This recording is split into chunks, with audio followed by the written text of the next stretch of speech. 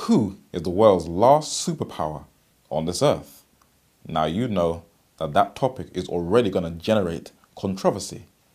But these are the different views people will give.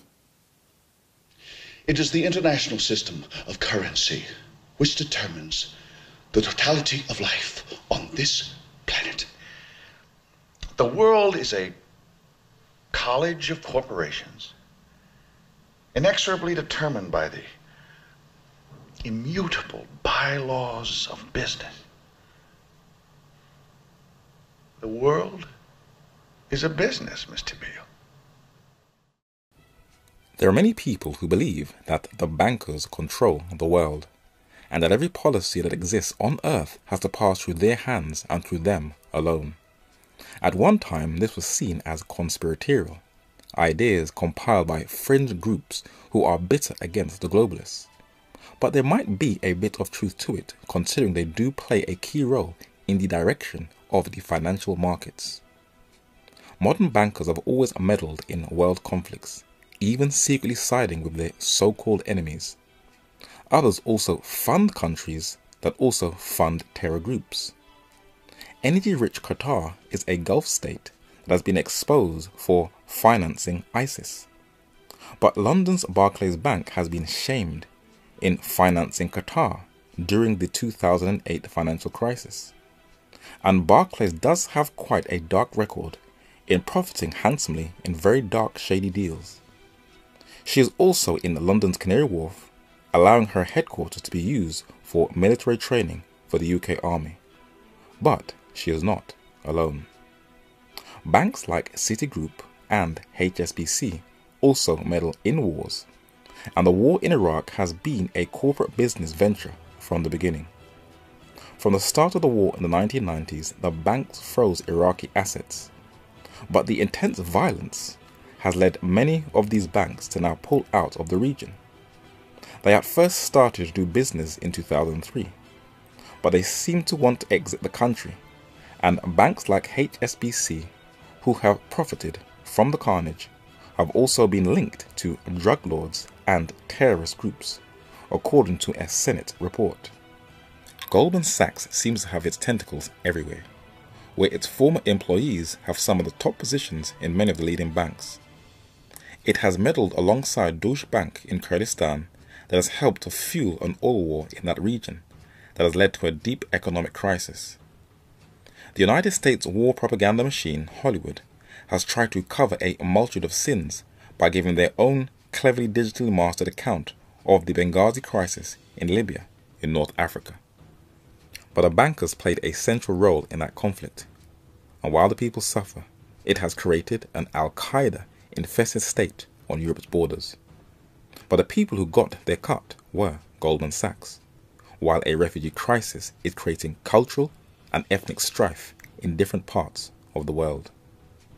In the United States, bankers also influence the housing market, and it is a known fact that if you are poor, you will always have limitations. There is a long history of discrimination on racial and ethnic grounds in the United States concerning housing, and many damning reports have highlighted this fact. Banks continue to build and structure their lending operations in a way that avoids or fails to meaningfully serve communities of color, based on assumption about the financial risk that residents of these communities pose to the bank's bottom line. Redlining is part of a web of unfair and discriminatory practices that has harmed communities of color in the last decade. The IMF, the International Monetary Fund, has a bad reputation of putting many states in permanent debt. One country that has really suffered from the financial pinch is Greece in southern Europe. And when you dig deep at the root of the crisis, it is the bankers that have helped to ruin that country, where it was used as a sort of playground and experiment for the financial elites. If that's the case, that is disgusting. After the death of Venezuela President Hugo Chavez, the country that is said to have the largest oil reserves in the world went into complete pandemonium. The bankers seem to also have gambled in that Latin American region, So sad. The bankers are not pleased that they are getting blamed for the world's woes, but they do play a role. And the BIS, the Bank for International Settlements, has been rumoured to be at the apex of the financial banking pyramid. The general manager of the bank is a Spaniard, and many believe they play a key role in world affairs.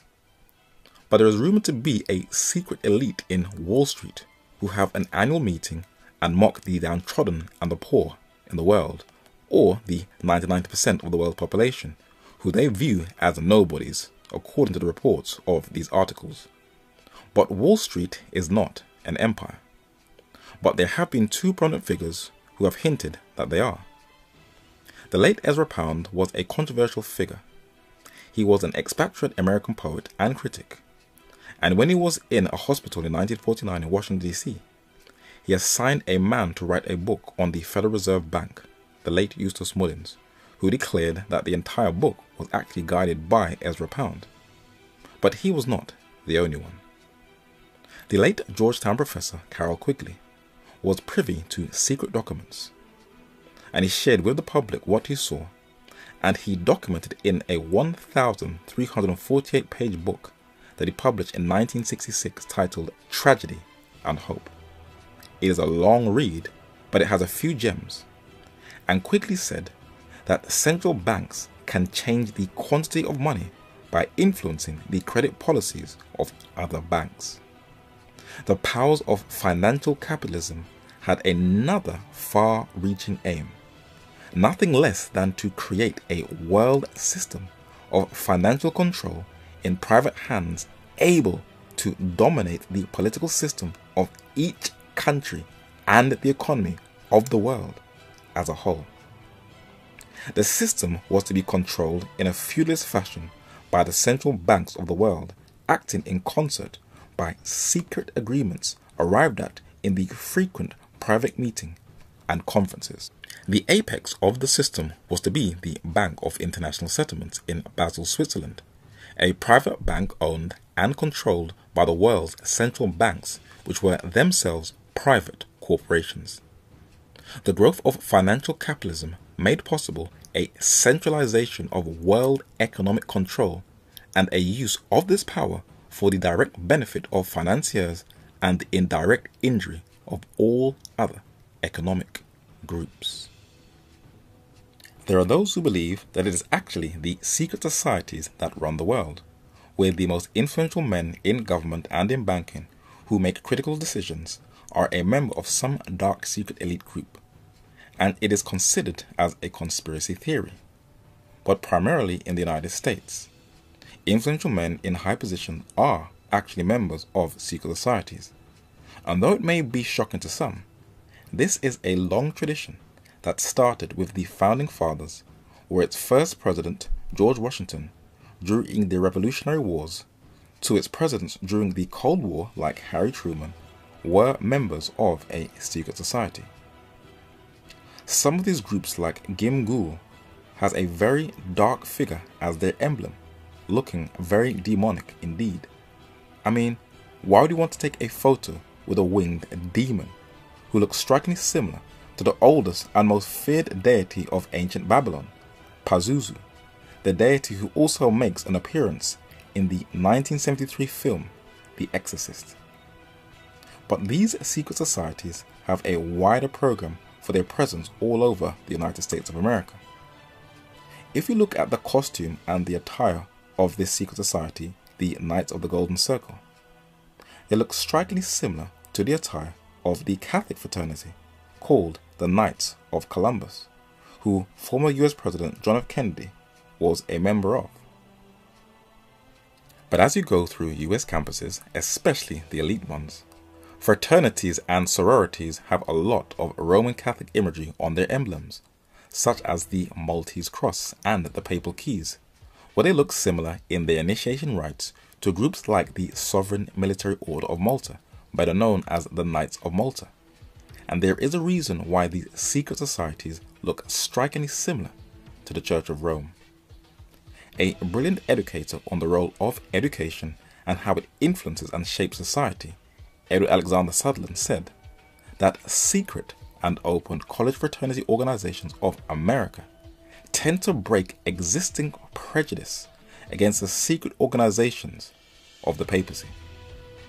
All roads do lead to Rome, and trust me, they also have their fraternities on their campuses also. But these Ivy League fraternities on the educational campuses do put men into high political positions, the most famous at one time being the Skull and Bones, and the best documented book on them is by the late Anthony C. Sutton, titled America's Secret Establishment, and many prominent US political figures were members. George Bush Sr. and Jr., both US presidents, were members, and John Kerry also was a member of the Skull and Bones. But the hype of the Skull and Bones has now died down, and secret societies are not empires or superpowers, and there are those who are adamant that the United States is the last superpower. Someone like Brzezinski he's kind of feisty, he's aggressive, he's innovative. His task force chaired by Zbig Brzezinski. And I don't want to get into calling names, but I thank Mr. Brzezinski. Zbigniew Brzezinski is with us today. To Dr. Brzezinski, I can't say enough about his contribution to our country. The late Polish-born US geopolitician Zbigniew Brzezinski is highly respected by former US presidents, though he admitted on record that he is the godfather of Al-Qaeda. He published a book titled The Grand Chessboard in 1997, that is 20 years ago, and if you ever read this book, you'll understand clearly the root cause of every major conflict the US meddles in.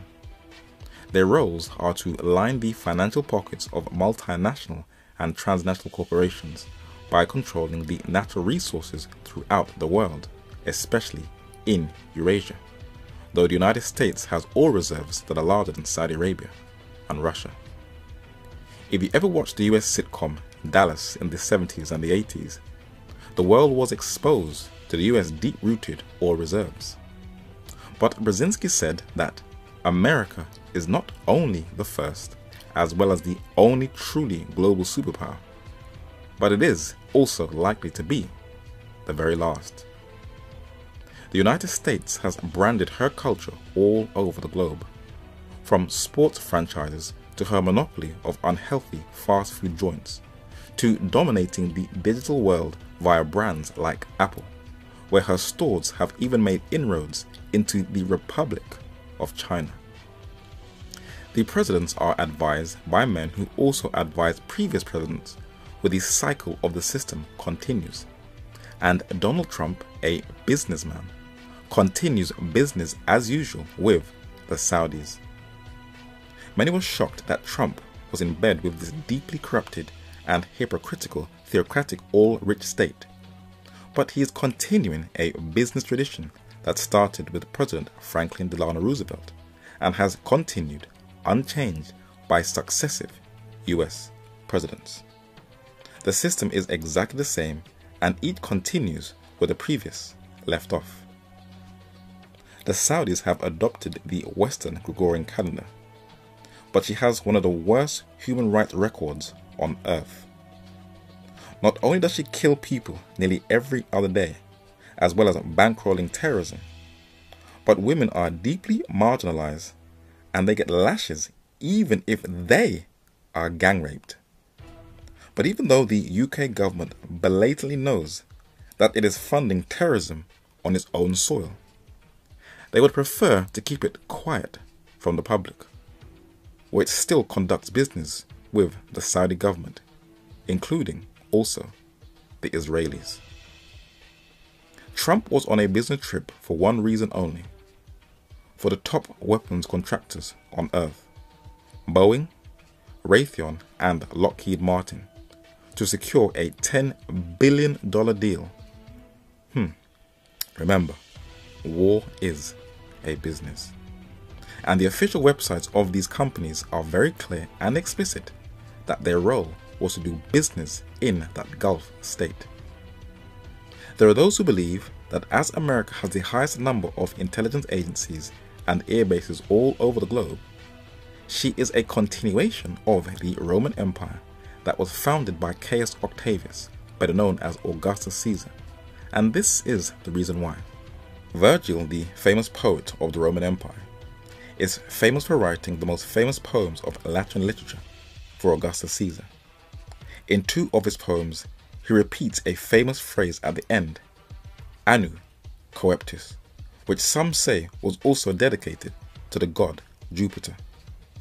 This carved image of the nature deity Jupiter from ancient Rome in a German museum shows him with a lightning bolt in his right hand, and on his upper left is an eagle with a sort of string or rope in its mouth. Charles Thomson is one of the least known of the founding fathers, though his signature is on the US Declaration of Independence of 1776. This Irish-born patriot was a biblical scholar who was an expert in Latin and is rumored to be a member of a secret society, though authentic documents on it are scant. But he is responsible for designing the seal of the United States of America that has both the eagle of Jupiter with the ribbon in its mouth on the left and the Latin phrase of Virgil's poem above the all-seeing eye on the right, Annuit Coeptis, two emblems of the Roman Empire.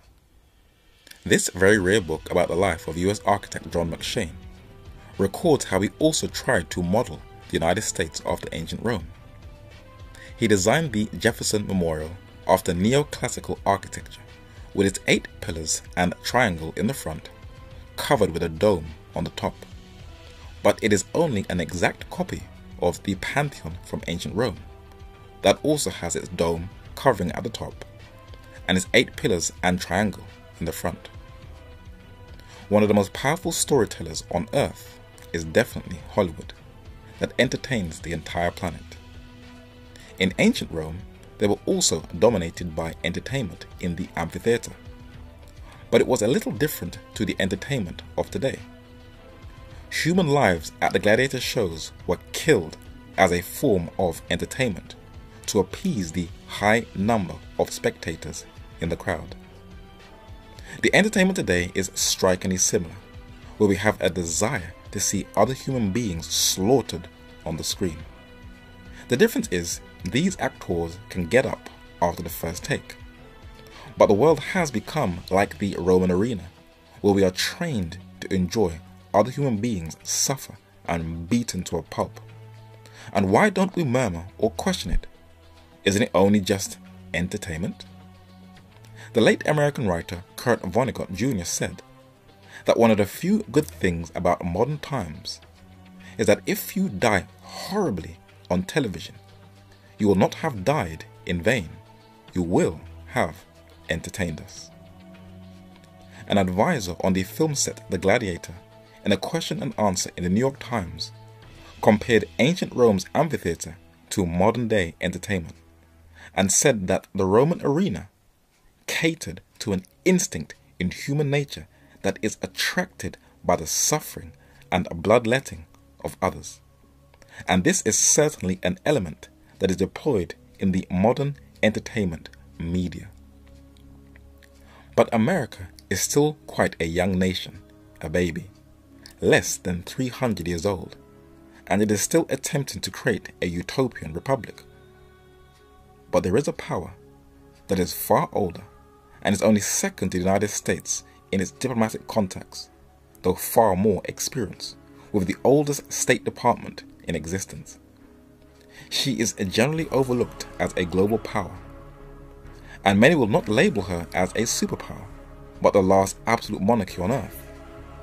But there are those in diplomatic circles who are not only fully aware on how she works, but what her true overall aims are, and it is not for world peace.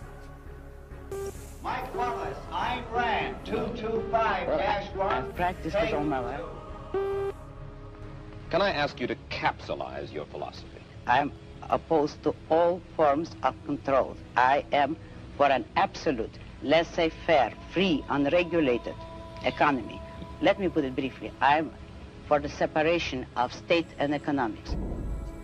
Alan Greenspan, the former chairman of the Federal Reserve Bank under 4 US presidents, had one of the greatest impacts on the direction of the US economy. But in his own biography, he tells us who his greatest influence in his own life was? The Russian-American philosopher Ayn Rand, who he stands next to in the Oval Office of the White House, where he also stands alongside US President Gerald Ford.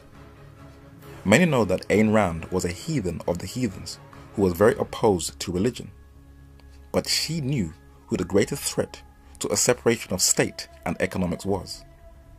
In a book she published in 1966 titled Capitalism, the Unknown Ideal, Ayn Rand was one of the very few in political circles who made it unequivocally clear that the Catholic Church has never given up the hope to re-establish the medieval union of church and state, with a global state and a global theocracy as its ultimate goal.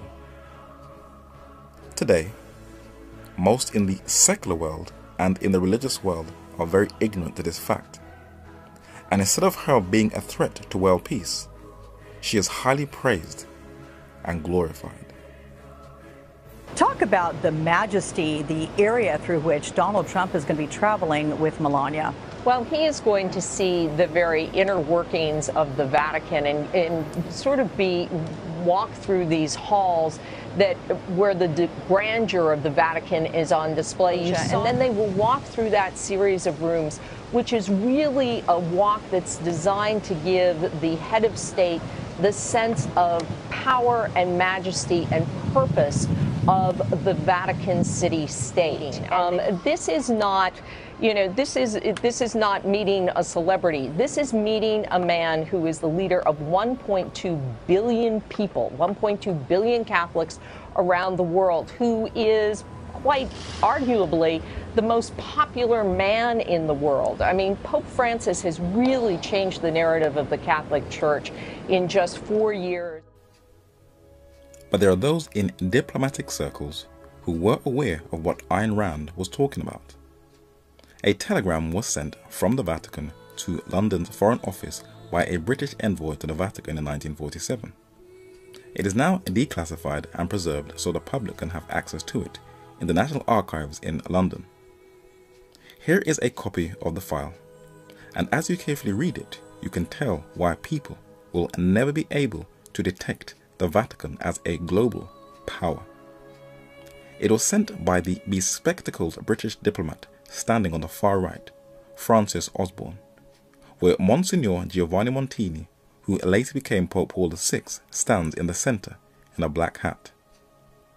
The English diplomat wrote and told the British government that in any case, I long ago realized that it is almost impossible for a layman and a non-Catholic, and indeed for most Catholics and ecclesiastics outside the Vatican City, to form a valid judgment or express an authoritative opinion on papal policy. Moreover, not only is the atmosphere of the Vatican supranational and universal, but it is also fourth dimensional and, so to speak, outside of time. They reckon in centuries and plan for eternity, as Ayn Rand said, and this inevitably renders their policy inscrutable, confusing, and on occasion reprehensible to practical and time-conditioned minds. In layman's terms, she works so cleverly to mask her true goals and aims that Catholics and non-Catholics will never be able to have the skill to understand her true aims and goals for world domination.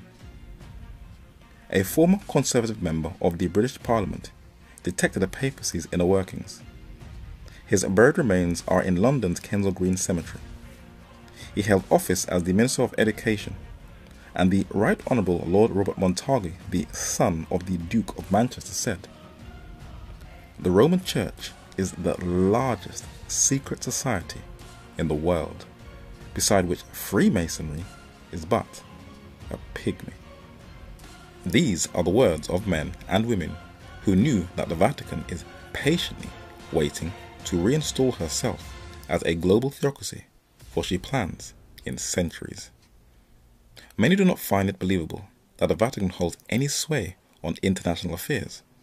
So let us give one example of how Western governments collaborated with her in one of the most well-hidden and darkest chapters of modern times. Very recently, a vast collection of Nazi memorabilia was discovered in Argentina in South America. It should not be that much of a big deal or a crime for anyone to have that in their possession, for it is a part of history. But the issue is, who did it belong to? The Argentine government offered asylum to men from Europe who were heavily involved in war crimes during the Second World War and could escape trial. Klaus Barbie, an SS and Gestapo officer nicknamed the Butcher of Lyons, was one of them. Otto Adolf Eichmann, a German Nazi SS colonel, one of the organizers of the Holocaust, was issued this travel document to escape prosecution and flee out of Europe. Joseph Mengele, nicknamed the Angel of Death, was another German SS officer who was one of many to be offered asylum in Latin America. But one of the least known figures is this man seated on the right with his wife in 1957 in Buenos Aires in Argentina. His name was Ante Pavelic of Croatia, where he stands with his wife in the front giving a fascist salute, and behind him are two Roman Catholic prelates, Papal Legate Monsignor Marconi in white, and Archbishop Stepinac, the Cardinal and Archbishop of Zagreb in Croatia, in a dog collar. Not only was Pavelic an ally of Germany's Adolf Hitler, but he also had a photo of him in his office on the wall, as well as later the Argentine government, who also had a picture of Adolf Hitler with a Catholic bishop. And standing underneath the photo is the head of Argentina with a Catholic bishop. Recent declassified documents have shown that it was the Vatican who organized the escape of thousands of war criminals via a secret evacuation network titled the Rat Lines. Ante Pavelic was able to escape with the assistance of a Croatian priest, Krunoslav Draganovic, and the first man to bravely record this papal smuggling route, documented it in a book published in 1953 titled Terror over Yugoslavia, that detailed the Vatican's war crimes against the Orthodox Christian Serbs during the two world wars.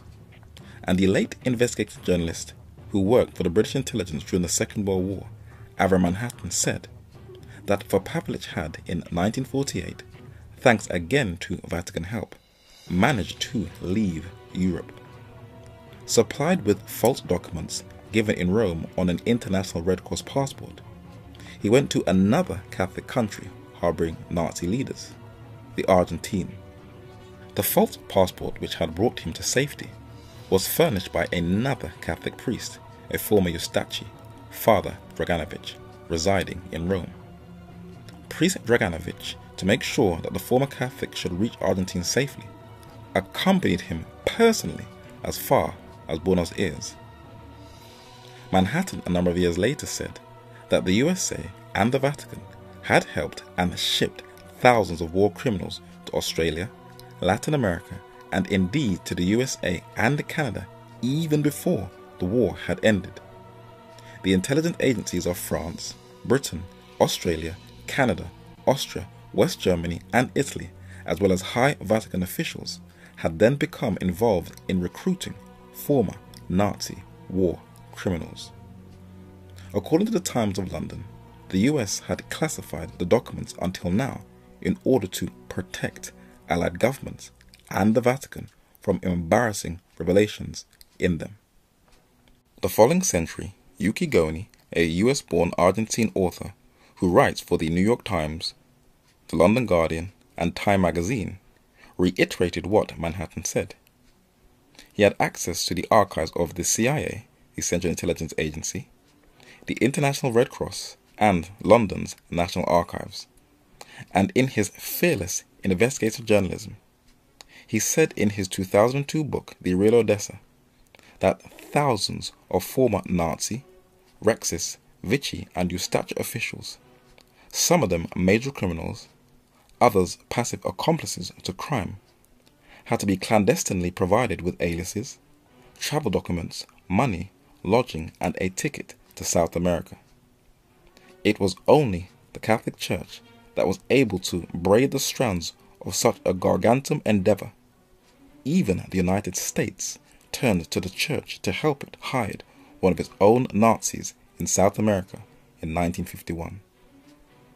In May 1946, Pavlich hid close to Rome in a building which is under the jurisdiction of the Vatican, disguised in the robes of Roman Catholic priests, and was planning to leave shortly for Spain on a trip arranged for by some Jesuits in the Vatican.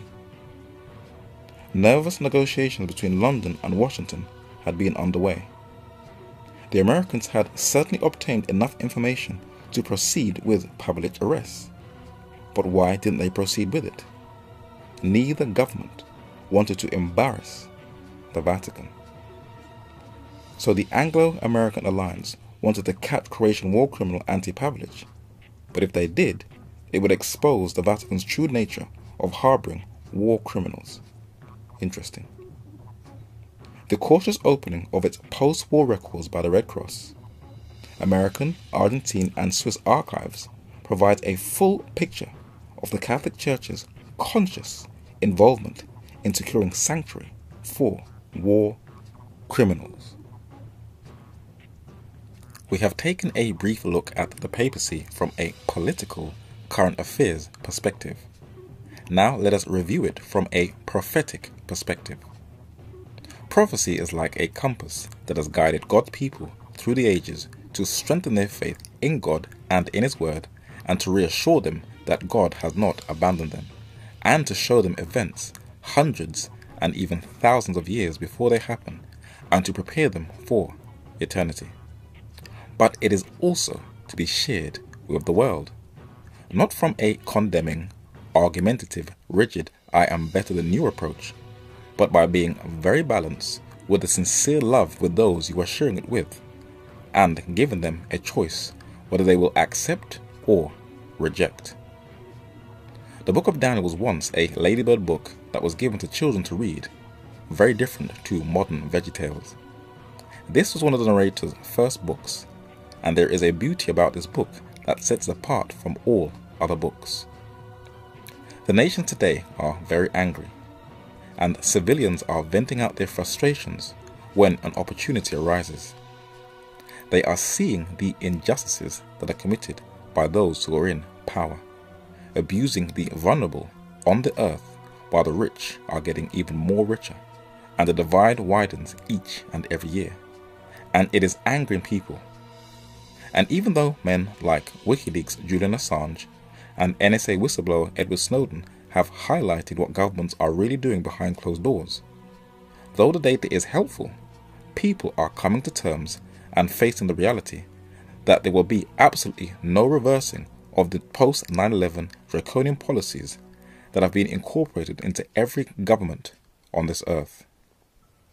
But the beauty about Bible prophecy is that it not only allows you to see the realities of this earth, foretelling you the rise, the fall, and the corruptions of earthly governments, but it also prepares you for something better in the future.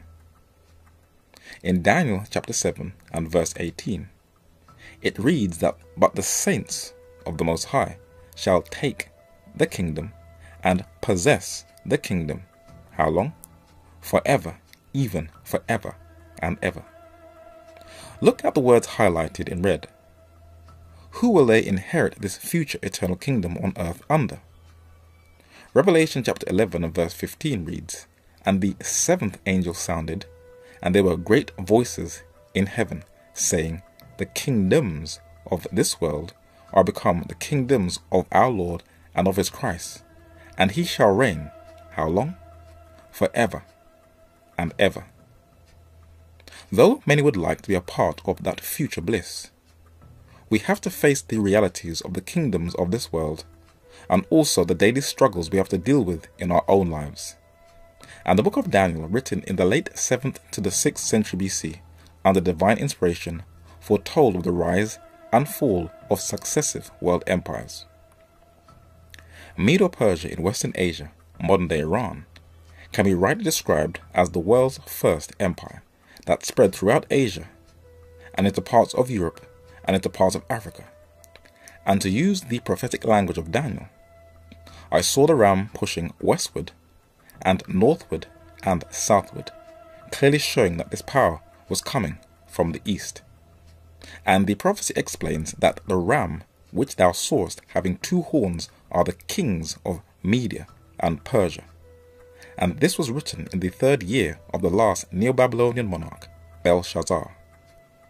But Medo-Persia, under the symbol of the ram with 2 horns, though a huge multicultural empire, was described as just great. But it was succeeded by another empire coming from the west. And this is a coin of Philip II from the 4th century BC, who founded the Macedonian Empire in southern Europe. He was brutally murdered and his son succeeded him. And Alexander the Great is prophetically described as an he-goat who came from the west, the Occident or Europe. And the text explains that the rough goat is symbolically represented as the king of Grecia, and the great horn that is between his eyes is the first king. But this Grecian goat power is described as very great.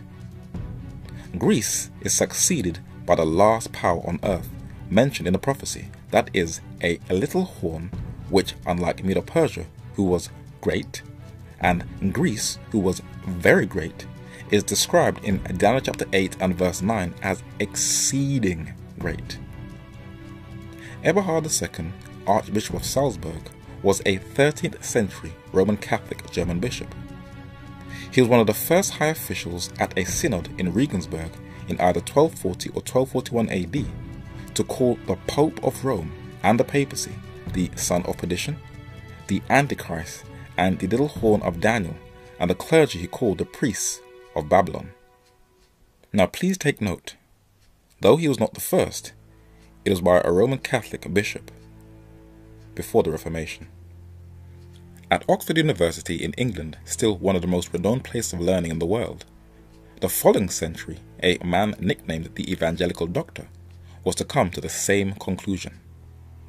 This Oxford professor's phrase was adopted as one of the keys to the freedoms of the civilians of North America: a government of the people, by the people, and for the people. This 14th century English reformer, scholar, and leading pamphleteer was John Wycliffe or Wycliffe, and in his studies on the writings of Daniel's little horn, Paul's man of sin, and John's Antichrist, he applied this last power to the papacy, the Roman Catholic Church, known in diplomatic circles as the Holy See. He trained young men to go around the British Isles and teach an illiterate population how to read by using the Bible. And after Wycliffe's death, a man was to visit Oxford from Europe and take his writings and carry them across the continent, where he would share them. In Czechoslovakia in Central Europe, Czech reformer Jerome on the left shared Wycliffe's writings with John Huss on the right. And many are unaware that it was England that set Europe ablaze with evangelical zeal. These two men also identified the papacy as the last world power. And throughout the continent of Europe, from left to right, Martin Luther of Germany, John Calvin of France, and Ulrich Zwingli of Switzerland, through a thorough study of the Bible, also came to the conclusion that the last world power is the papacy.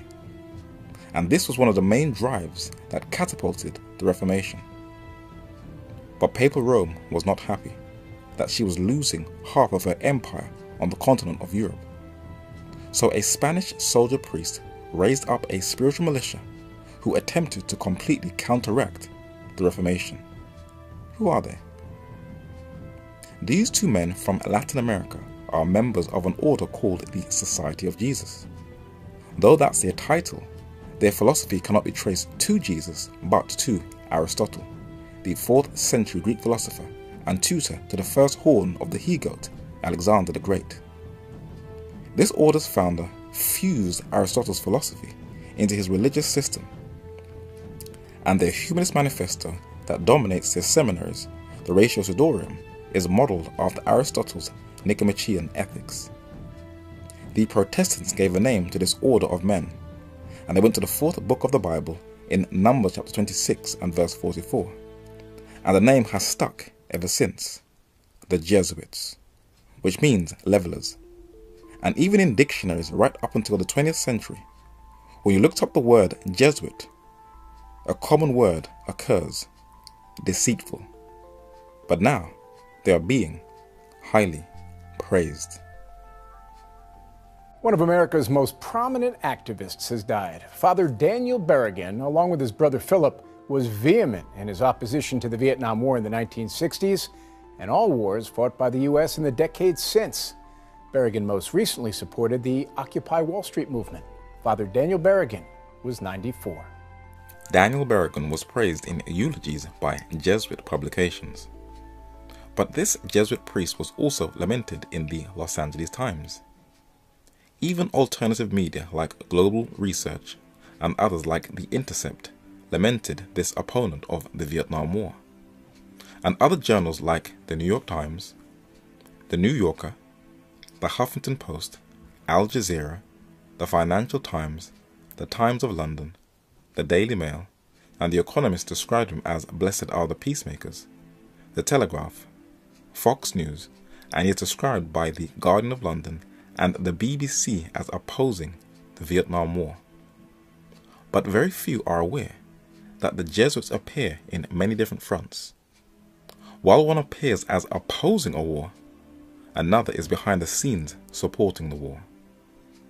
During the reign of President Richard Nixon, before the infamous Watergate scandal, he was advised to bomb Hanoi in Vietnam, but by whom? In a biography of an Irish-American Jesuit priest journalist, Dan Lyons, you get to see the picture that while the world sides with a Jesuit activist of opposing the Vietnam War, another encourages it.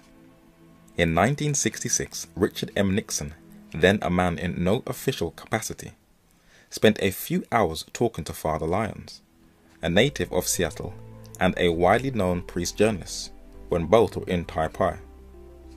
Father Lyons then was in Taiwan after a long visit in Saigon. During the past 10 years, he has visited the beleaguered nation 17 times.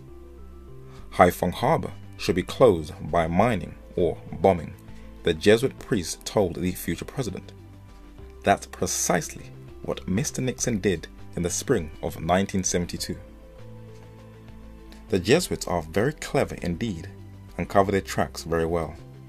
For your average person is unaware that it was Alexander de Rhodes, a French Jesuit priest, who made Vietnam a French colony until the indigenous population booted out the French in the 1940s and the 1950s, and then American came in, and most are unaware that they were creating a Catholic satellite state in Indochina. But the reasons the Jesuits have far more of an influence today and less resistance is because what people once condemned them for, they have now embraced. Athanasius Kircher was a 17th century German Jesuit occultist and was one of the first to attempt to decipher Egyptian hieroglyphics. He created an astrological chart with all the different star signs. Back then, that was seen as superstitious, but now both Christian and secular consult their zodiacs and will identify with one of the star signs. But Kircher was to revolutionize an invention that already preceded him by 2 centuries, the magic lantern, the forerunner to modern-day cinematography. Alfred Hitchcock was a British-born Jesuit-educated film director, nicknamed the father of suspense. When the narrator was in college, you had to review all of his films, and he had a clever way of making you enjoy sin, without fast car crashes and without excess of violence. Yet you cannot do a film course without him, and he is not only respected by IMDb, the most credible film reviewer, he is still ranked #1 of the 50 greatest directors of all time, and years after his death, he is still credited as changing the face of cinematography. But this was all a result of his Jesuit education. ILM, the abbreviation for Industrial Light and Magic, is responsible for the majority of special or visual effects in films since the late 1970s to this very day. On their official website, they show all the films that they have worked on and the different special effects that was involved. But it is only a continuation of Kircher's Magic Lantern show. It was Kircher who created surround sound with his megaphone and is considered as the father of broadcasting. But with a concave mirrors projector system, he showed how sunlight reflecting off a mirror can be projected through a lens onto a screen, and showed the correspondence between the camera obscura and the magic lantern. In a book titled The Power and Secret of the Jesuits, historian René Philip Miller shows how this Jesuit was the forerunner of special effects. He said, for certain effects or special or visual effects, the fathers even made use of the magic lantern. The Jesuit savant Athanasius Kircher having been one of the first to draw attention to this possibility. With the help of such projection apparatus, they made visions and dreams especially appear on stage. But the magic lantern was a counter-reformation tool to draw people back into the Church of Rome via fear, through the burning of sulfur to smell like it was in purgatory. A French writer of a Catholic family who specialized in the Jesuits and their role in world affairs, Edmund Paris, said when describing the magic lantern, "No need to say that hell has the prominent part in that magic lantern show, with its lake of fire into which the damned are thrown, with the awful concerts of screams, the atrocious stench of sulfur and burning flesh." The Jesuits do not have to do much today. With all the secret societies reflecting Rome, and with the most dominating academic institutions in North America, most have put down their guard, but this wasn't always the case. In the 16th century, English scholar William Whitaker on the left, an Oxford-educated Cambridge professor of divinity who was skilled in many languages, in his over 700-page book published in 1588 titled Disputations on the Holy Scriptures, he challenged the Italian Jesuit Robert Bellarmine on the right's arguments. Bellarmine said that the Bible contradicts itself and is hard to be understood and is not to be used as a rule of faith, arguments that secular minds still use today. Whitaker said that the Bible interprets itself and cannot be understood and grasped without faith, and is not mysterious and dark of itself, but only to those who read it. Bellarmine was unable to respond back with a challenge. But an English exile to France, Cardinal William Allen, set up a Jesuit college in northern France, and he organized a Bible to be translated where the footnotes would shift the little horn from the papacy. And this Bible was known as the Douay-Rheims Jesuit Bible. And the Jesuits interpreted the book of Daniel as thus: 4 great beasts, the Chaldean, Persian, Grecian, and Roman empires. But some rather choose to understand the 4th beast of the successors of Alexander the Great, more especially of them that reigned in Asia and Syria. This is who the Jesuits explain who the little horn is in Daniel chapter 7. Another little horn. This is commonly understood of Antichrist. It may also be applied to the great persecutor Antiochus Epiphanes as a figure of Antichrist. Then they apply it to the little horn of Daniel 8.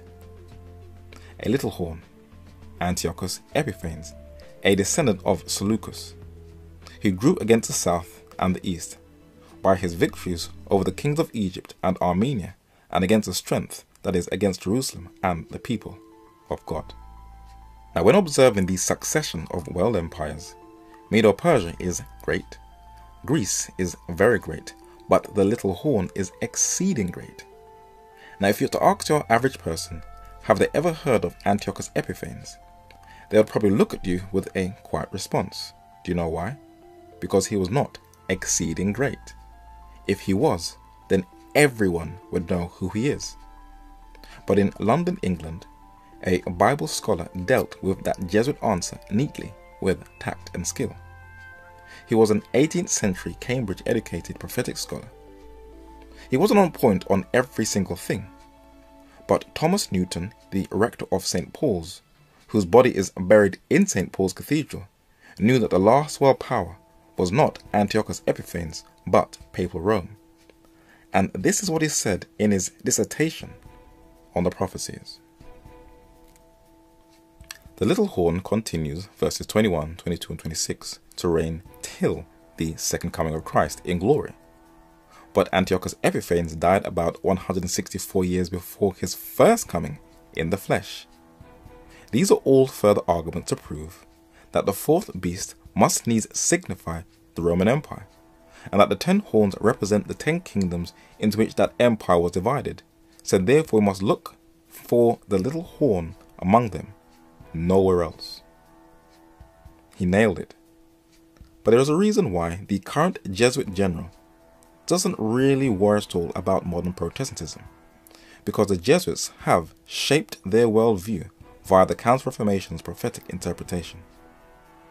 In a book titled Antichrist and His 10 Kingdoms, by the late Albert Close, the head of the Protestant Truth Society, the 1938 third edition gives 2 other Roman Catholic Jesuit interpretations of the little horn, designed to shift the emphasis from the Papal Roman Empire.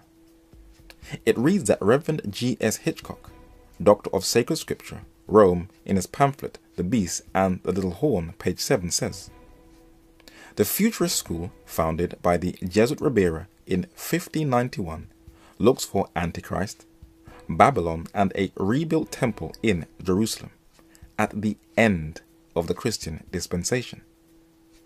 And it will show that futurism, not to confuse it with the avant-garde movement in art, is the most commonly accepted and popular belief introduced by the Jesuits that is accepted among most popular evangelical Protestants." The second school of thought is the Preterist school, founded by the Jesuit Alcazar in 1614, which explains the Book of Revelation by the fall of Jerusalem or by the fall of pagan Rome in 410 AD.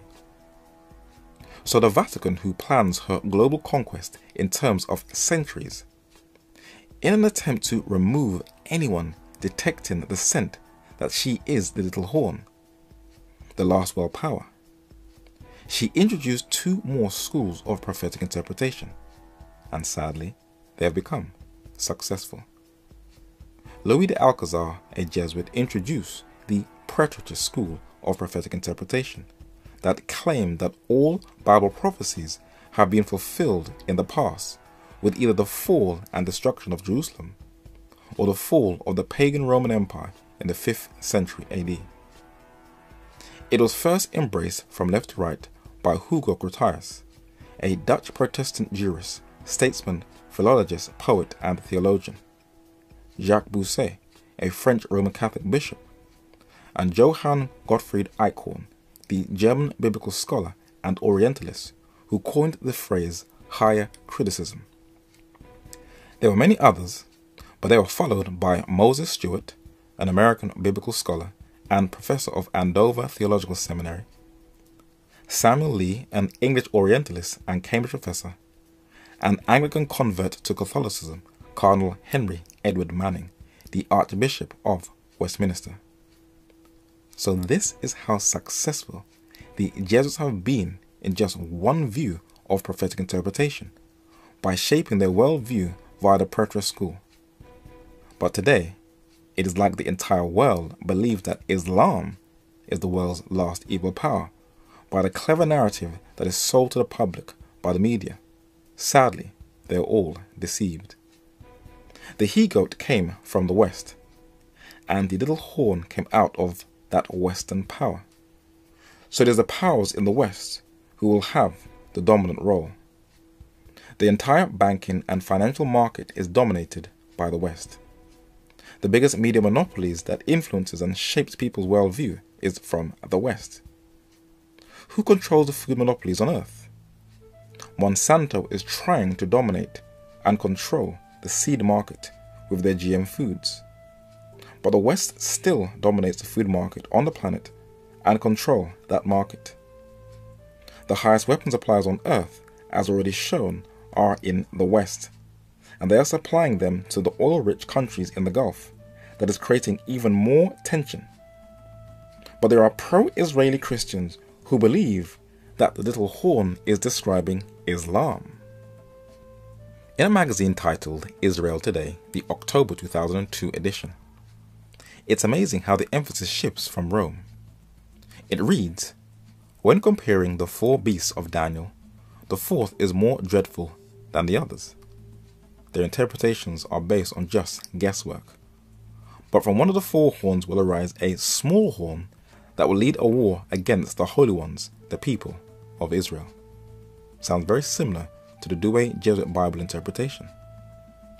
This originally insignificant horn represents the Muslims, whose enormous population will surround God's beautiful land, Israel, Daniel chapter 8 and verse 9, and will defile the sanctuary of the Jews and cause horror, Daniel chapter 8 and verse 13. Sounds very Jesuitical. Even now, the Muslims claim sovereignty over the Temple Mount, not allowing any non-Muslim to enter there. They have declared a jihad, holy war, over this site. But Islam has been manipulated by the West since the beginning of the 20th century. The film Argo shows the US Embassy siege in Iran. But in diplomatic circles, there was a secret liaison between President Jimmy Carter and the Iranian Ayatollah before he even entered back into Iran. In the film Behind Enemy Lines, an anti-Serbian propaganda flick, it distorts very greatly the Bosnian War in the Balkans, showing the US as the saviors. I am an American. I am on your side. But former US President Bill Clinton is in Bosnia at a funeral of a jihadi. This tomb is written in Arabic, a language not spoken in that region, for it was Clinton who armed the Islamist groups that came from all over the world, and he helped to create modern jihadism, but had the audacity to blame the Serbs for the conflict. But the Serbians who were on trial knew full well that America allowed the Iranians to arm these jihadis. If Iran is such a terrorist harboring state, why would the United States allow her to supply arms into Bosnia? Because it benefited the US interests in the Balkans, and they will use the Muslims as long as they come out as the good guys. Both the UK intelligence, such as MI6, and the US intelligence, the CIA, have flirted with radical Islam on behalf of the corporate interests of multinationals to secure their stake in the oil and gas-rich region of the Muslim world. One of the best books to document this is the 2005 Devil's Game by Robert Dreyfuss, a journalist for the Rolling Stone magazine, that documents how the Western powers manipulated radical Islam throughout the 20th century. The meeting between the British monarch and the Shah of Iran opened the door for William Knox D'Arcy, the father of the petrochemical industry, to drill for oil, and this opened a door for the British financial monopoly, and a company was created called the Anglo-Persian Oil Company. The name was later changed to BP, British Petroleum, founded on Iranian oil. And when the Ottoman Empire fell during World War I, the British carved up this huge real estate for its other oil interests, created the states of Jordan, Saudi Arabia, and Oxford-educated men became the advisors to these Western-controlled Arab states. And then, of course, an Anglo-American alliance came in.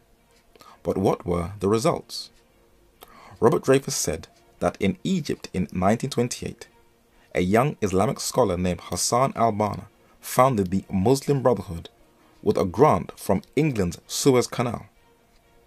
And the British did not want that trade route to India interfered with, so over the next quarter century, British diplomats, the intelligence service MI6, and Cairo's Anglophilic king Farouk would use the Muslim Brotherhood as a cudgel against Egypt's communists and nationalists, and later against President Abdel Nasser. King Farouk, the 10th ruler of Egypt from the Muhammad Ali dynasty on the left, and Hassan al-Banna, the founder of the Muslim Brotherhood on the right, were both used by MI6 for British self-interest during the Cold War. But till this very day, the Anglo-American alliance is still flirting with this radical Islamic group. And the narrator has never once since 9/11 believed that Islam is a threat to world peace. They're just being used and tossed to and fro for a much wider program. And this group today, called Daesh by the media, has been called ISIS, which some say stands for the Israeli Secret Intelligence Service. Many Iraqis believe that they are a branch of the CIA, for most of their victims are Muslim. But for the Christians who are pro-Israeli, have you ever asked yourself the question, why Israel prefers ISIS over Syria's Assad or the Islamic Shia state of Iran? That's very, very strange. And why is ISIS apologizing to the Israelis for launching an attack on the Israeli Defense Forces, the IDF? Is Islam really a threat, or are they being used for other people's self-interest? Men like Pastor John Hagee think so. And instead of salvation being a deliverance from sin to the divine power of God's word, Hagee and many other Christians around the world believe that they are in a paramilitary struggle against Islam to protect the homeland of ISIS ally, Israel. He wrote a book that turned into a film titled Jerusalem Countdown that teaches a belief that has no scriptural support, the rapture, that teaches that people will just one day just vanish into thin air. The Antichrist will come for 3.5 years. But where did that future Antichrist and rebuilt temple in Jerusalem teaching come from? It comes from the 16th century Spanish Jesuit Francisco Ribera on the left, who taught that the Antichrist was not a system or dynasty, but an individual who would rule for 3.5 years. He laid the structure of futurism, and Italian Jesuit on the right, Robert Bellarmine, built on that foundation and was adamant that the prophecies of Daniel, Paul and John had no application to the papacy. He also attacked the year-day principle of prophetic interpretation. When the Ribera-Bellarmine futurist interpretations was introduced, they were only accepted in Roman Catholic circles. Protestants ridiculed it, and men like English Presbyterian on the left, Thomas Brightman, and German Calvinist David Pereus on the right, wrote commentaries counteracting futurism. But today, the most popular evangelical and Protestant ministers are loudly saying the protest against the papacy is over, maybe for them. What slow process led these men to that conclusion? In the 19th century, John Nelson Darby on the left, who founded the Plymouth Brethren, embraced the Jesuit futurist school of prophetic interpretation, and is said to have been one of the founders of the rapture theory. And Cardinal John Henry Newman, an Anglican convert to Catholicism, also embraced futurism via the Oxford movement in England. It was also embraced by Anglican clergyman Ethelbert Bullinger on the left, and the greatest influence on dispensationalism from the footnotes of his Bible, American theologian Cyrus Ingerson Schofield. He was a Presbyterian, and his views shifted far from the father of Presbyterianism, John Knox, who identified the papacy as the little horn, the man of sin, the Antichrist, and Babylon. The papacy clearly does not like him, as can be seen by a comment on a study on John Knox and the Reformation. He has been labelled as a heretic. The only people who are known to use that language is the Roman Catholic Church. Now why is that? In a book titled The Question Box, published in 1903, it is an apologetic work that responds to questions posed against the Catholic Church, and it gives a well-documented history of those individuals and churches who identify the papacy as the last world power. Question: is not your Pope the Antichrist of St. Paul and St. John? Does he not wear the number 666 in his belt, the mark of the beast? No. The Vicar of Christ upon earth is not the Antichrist, nor does he wear the number 666 in his belt. Our questionnaire has been misinformed by some illiterate Adventist preacher who has borne false witness against his neighbours. The reformers of the 16th century borrowed their calumny of the Pope Antichrist from the Albigenses, the Waldenses, Wycliffe, and Huss. On the continent, Luther, Calvin, Zwingli, Bucer, and Beza. And in England, Cranmer, Latimer, Ridley, and Tyndale sponsored by this absurd lie, hoping by a bitter anti-Catholic slogan to wean people away from all consideration of the papal claims. Then he makes a very interesting statement. He said that no non-Catholic scholar of repute today would dream of calling the Pope Antichrist, for the papacy has won the respect and esteem of the world by its uncompromising defense of the divinity of Christ and his entire gospel. Are his words true? Would no non-Catholic scholar dream of identifying the Pope as the Antichrist? One thing that is true is that a Jesuit priest can give a testimony about his collaboration with an Argentine government one day, and then he can win over the hearts of who the Christian pro-Israel faction label as the Little Horn, Islam. This clever geopolitical chess move is exactly how the Bible describes the Little Horn's tactics. For when men put their guard down for a system that plans in centuries, the Little Horn is described as by peace shall destroy many. And even the most highly respected Christian apologist cleverly sidesteps a question when asked about the Catholic Church. One group we have a particular problem with sometimes in answering is Roman Catholicism. And so I went back to research Martin Luther and Charles Spurgeon and things like that, and they would call it a heresy. But when I fast forward to now, and I go and read The Kingdom of the Occults by Walter Martin, it's not in there. So my question to you is Roman Catholicism another example of how unity does not equal uniformity within the Christian community, or is it a derivative, or is it at its core a derivative from true Christianity?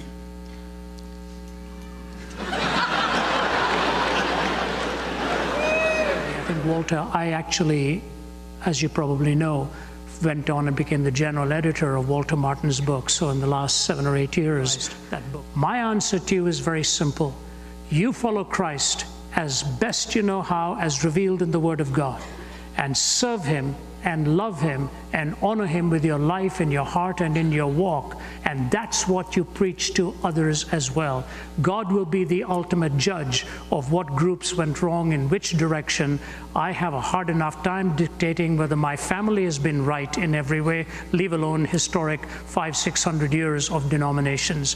So I'm not dodging the question. I'm just telling you it is wise to be careful and not tar everybody with the same brush. Ravi Zachariah was blatantly dodging the question. And yes, he is right that Jesus should be the center and the focus.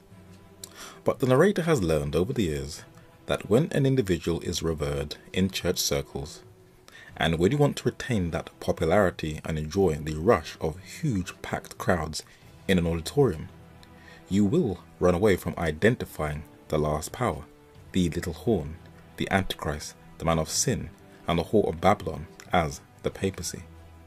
And the author of the book, The Question Box, is right. No scholar of repute would dream of calling the Pope the Antichrist.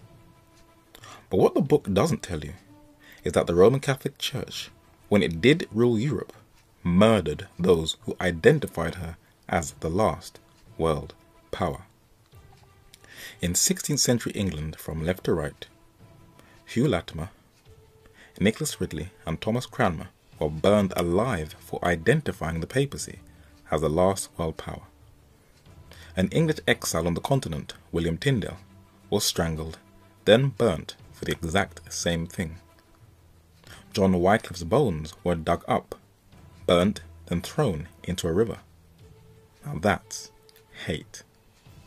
Wycliffe's writings were burned in Central Europe in Czechoslovakia, and men were hunted like animals who believed that the papacy is the last world power. Jerome, who visited Oxford, was also murdered, as well as the other Czech reformer, John Huss. In France, prior to all the reformers mentioned, the Albigenses, a reformed community, were also persecuted to extinction. The papacy couldn't defeat them in a debate, so they launched a crusade to annihilate them.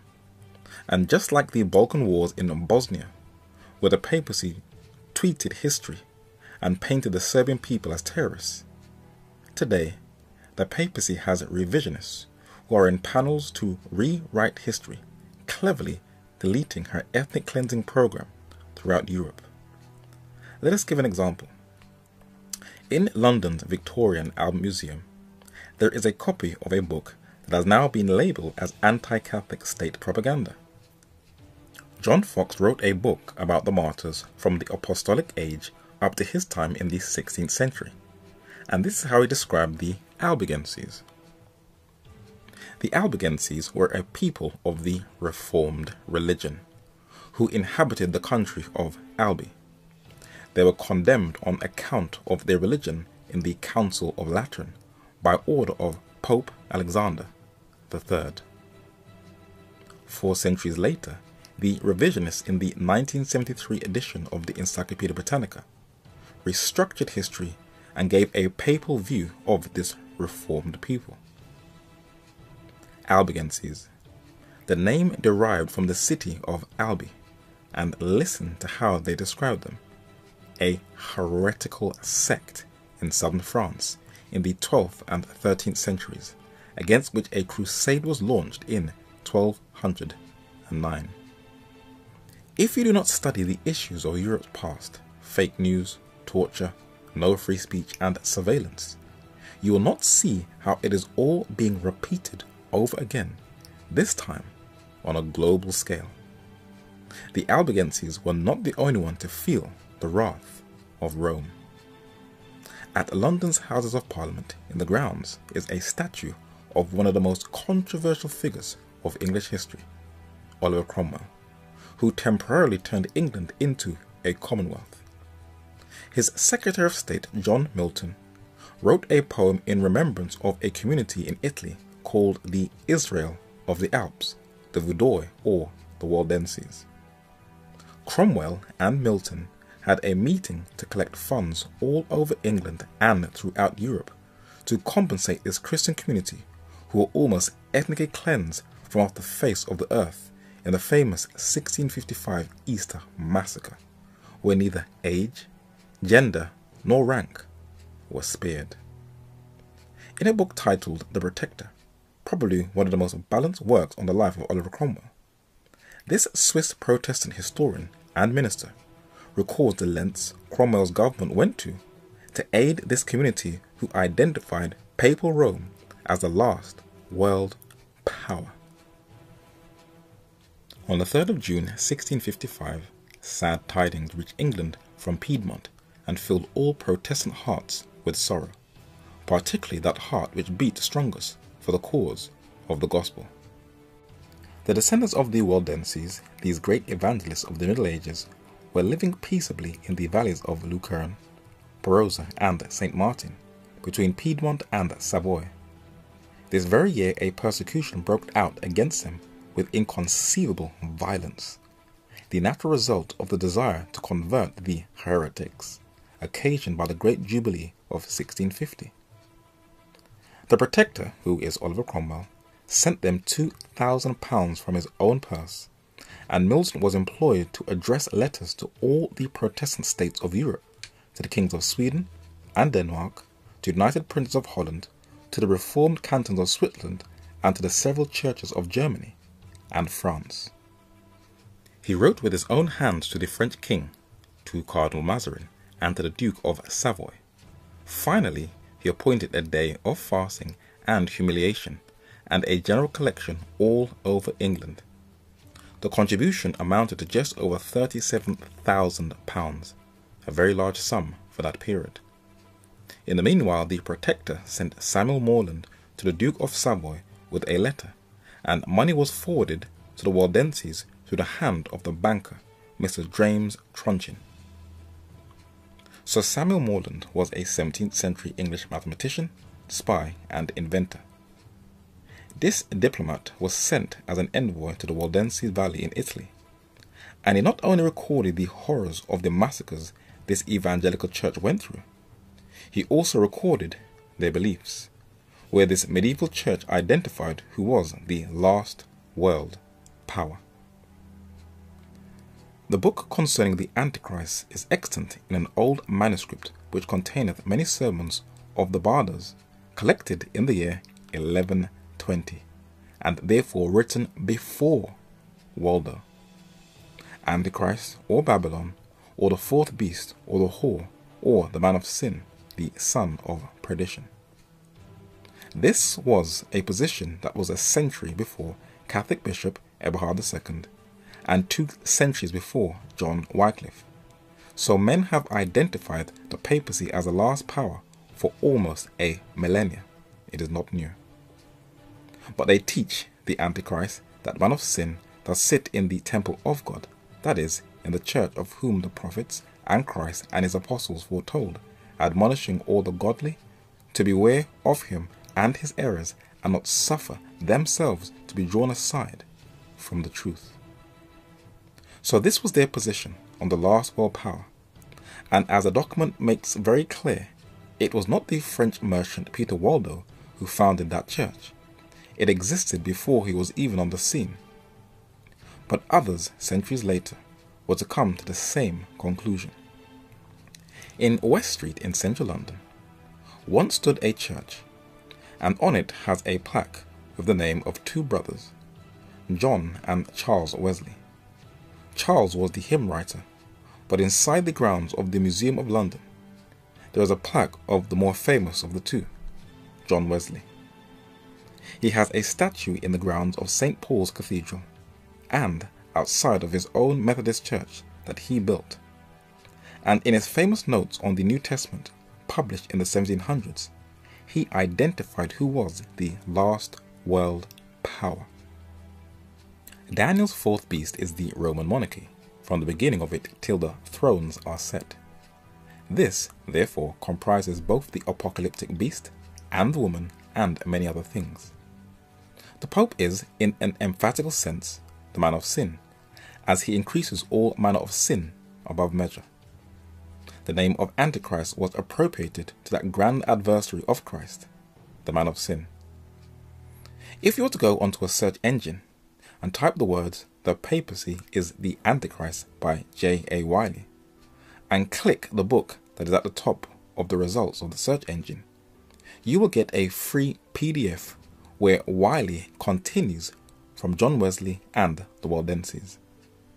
And the most prolific writer and highly respected Protestant historian said, "Paul's is not the only painting of popery on the page of the Bible. And Daniel, centuries before, had foreshadowed the rise of this system in imagery of graphic vividness and dramatic grandeur. A little while after Paul, John, in symbols equally majestic and awful, foretold the advent of the same power." Guinness is a famous alcoholic beverage in the UK. It is an Irish dry stout that is a dark beer and is one of the most successful beer brands in the world, brewed in almost 50 countries and available in over 120.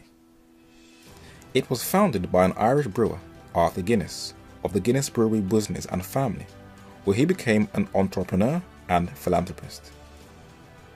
His grandson, Dr. Henry Grattan Guinness, could have kept up the family business, but he had a higher calling, to restore fallen man back into the image of God, and his sermons attracted judges, members of parliament, orators, and many different people of different ranks. In one of his last works, called The Approaching End of the Age, he intelligently identifies the last world power, expanding upon previous works.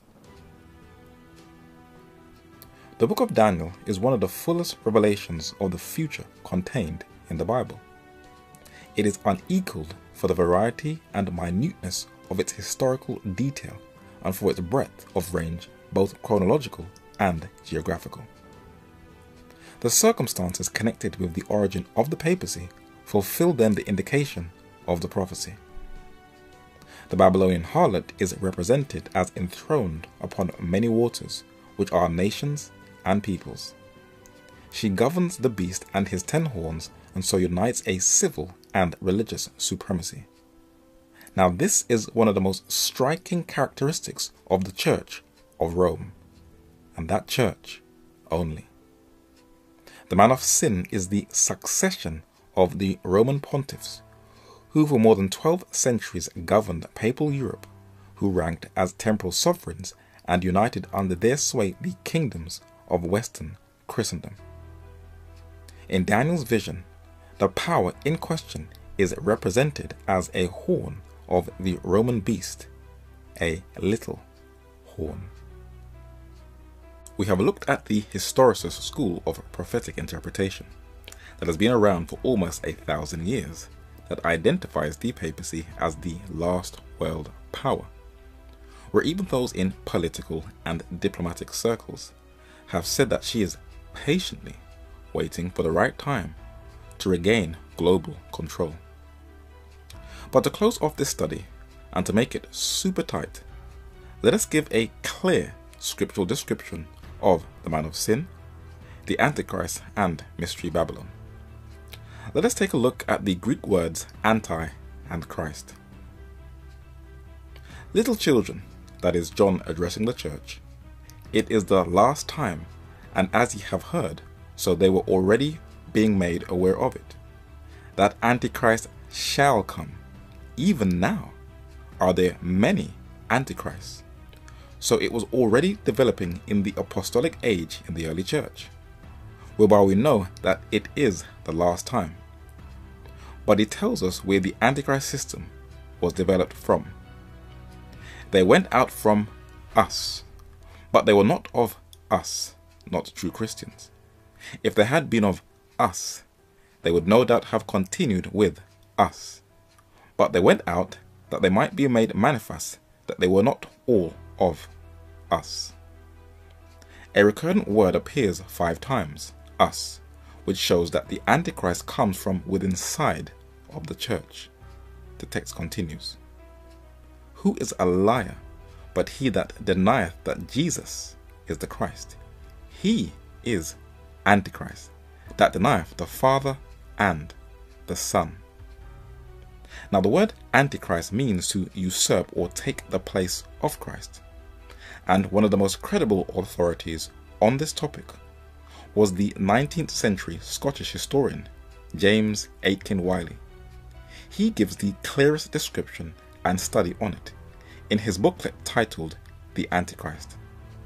And Wylie makes it unequivocally clear that it is not a Muslim, communist, atheist, or infidel.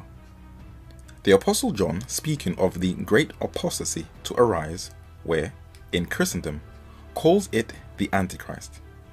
And the Pope has taken to himself as the name that best describes his office, the title Vicar of Christ. The papacy holds in its name the key of its meaning. We shall make use of that key in unlocking its mystery and true character. The papacy cannot complain though we adopt this line of interpretation. We do nothing more than use the key it has put into our hands. And Wylie is right. For a book titled Crossing the Threshold of Hope, the papacy openly declares the true role of the Pope. It reads, the leader of the Catholic Church is defined by faith as the vicar of Jesus Christ and is accepted as such by believers. The Pope is considered the man on earth who represents the Son of God, who takes the place of the second person of the omnipotent God of the Trinity. The narrator would like to ask a question to anyone, whether you believe in God or not.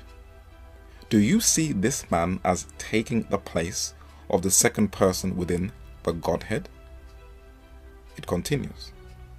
The late Pope John Paul II said, have no fear when people call me the vicar of Christ, when they say to me, and look at the words highlighted in red, Holy Father, or Your Holiness, or use titles similar to these, which seem even inimical or hostile to the gospel.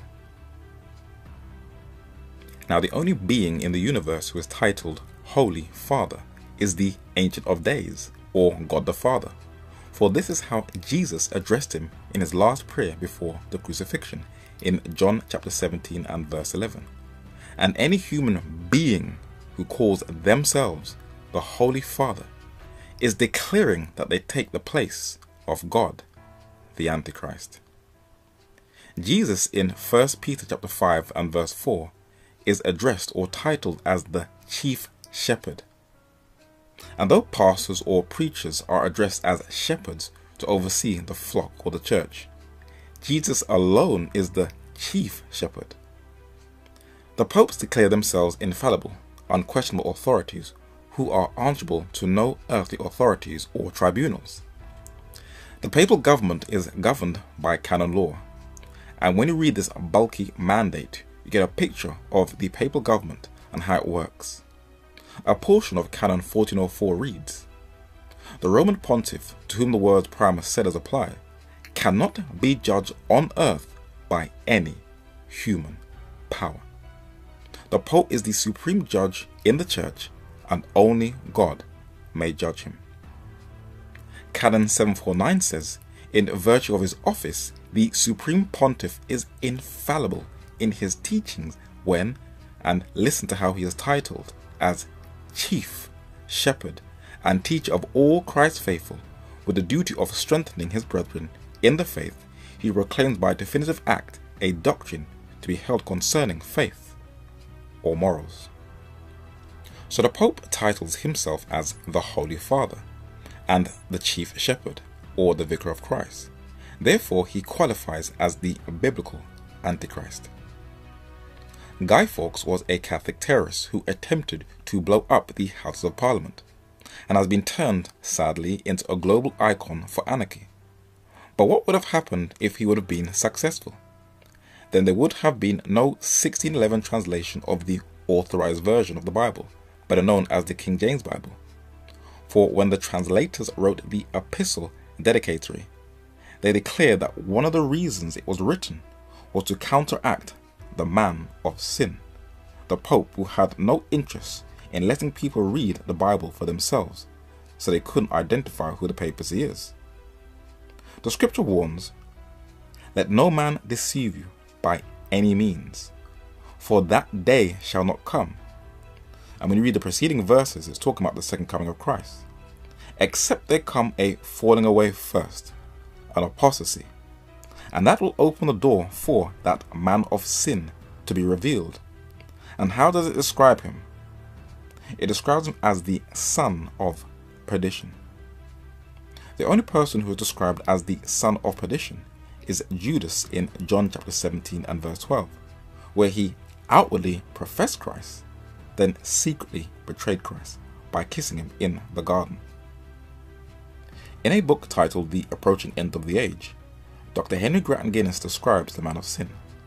He said he is called the son of perdition, and his name applied by our Lord to Judas Iscariot.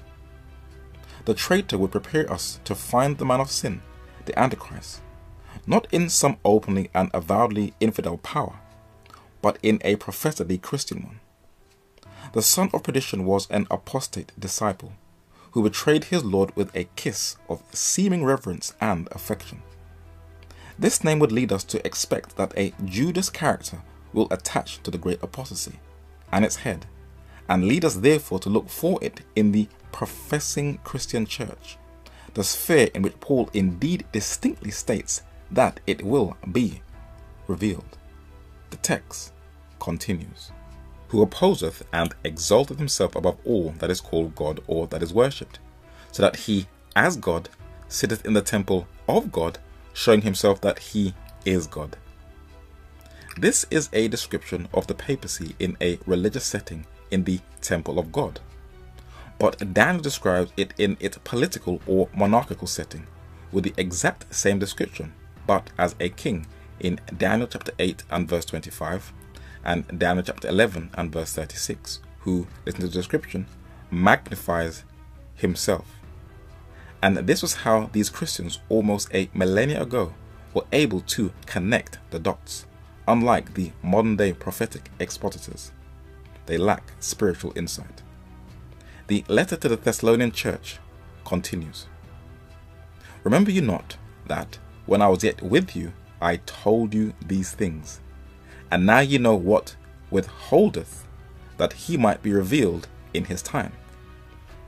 So something was withholdeth or restraining the man of sin system to be fully manifest.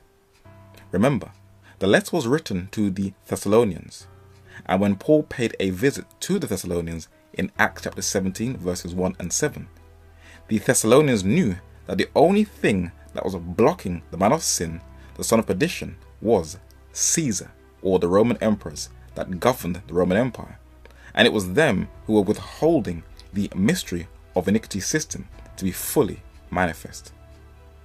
But both the book of Daniel, mostly written in ancient Babylon, modern day Iraq, and the book of Revelation, written in the Aegean Sea between Turkey and Greece, use the same language to describe the persecuting nature of this last world power.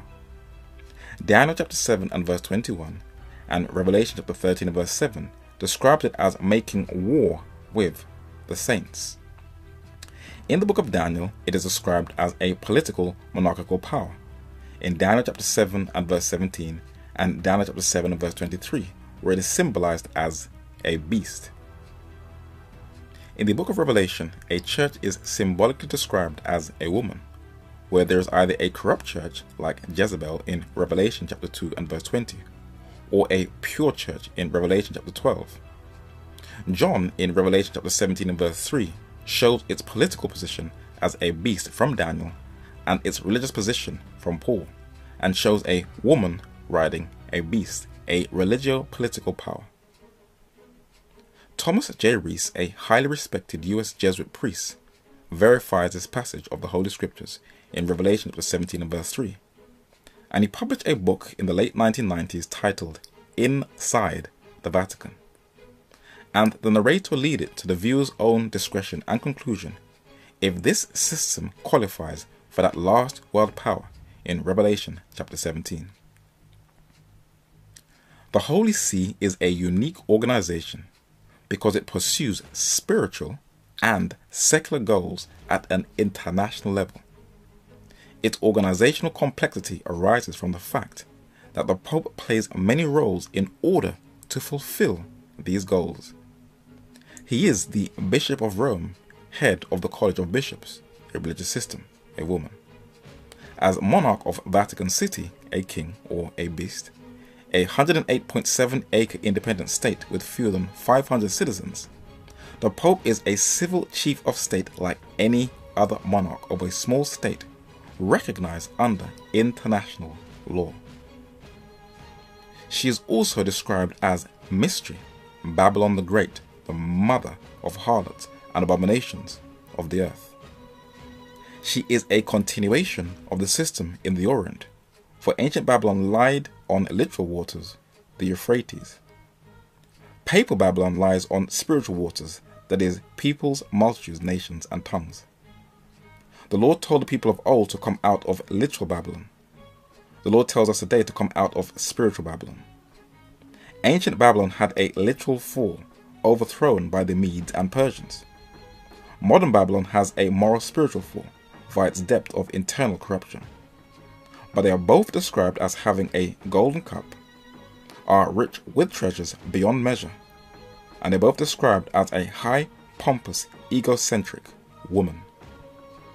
William Tyndale identified the papacy as Babylon, and John Milton, who advocated for free speech in the West, identified the papacy as Babylon also, as he declared in his poem about the Waldenses in the 1655 massacre. There are two Babylons.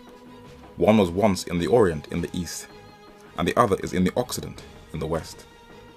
The Babylon in the Orient was once symbolically described as a lion in Jeremiah chapter 50 and verse 17, and an eagle in Ezekiel chapter 17 verses 1 to 13. Two are one of the most feared predators. The Babylonian deity in the British Museum has the head of a lion and the wings of an eagle, a prophetic description of Babylon in Daniel chapter 7 and verse 4. The popes wear mitres with a head of a lion and the wings of an eagle on them. It is clearly a continuation of that system. That is why men have identified it as Mystery Babylon. And this system, where the lion, a symbol of the sun in the ancient pre-Christian occult world, was once revered, was set up by Nimrod ben Cush, the first king in the post-flood world, who created that man-made system of Babylon in Shumer, as a defiance or rebellion against the government of heaven.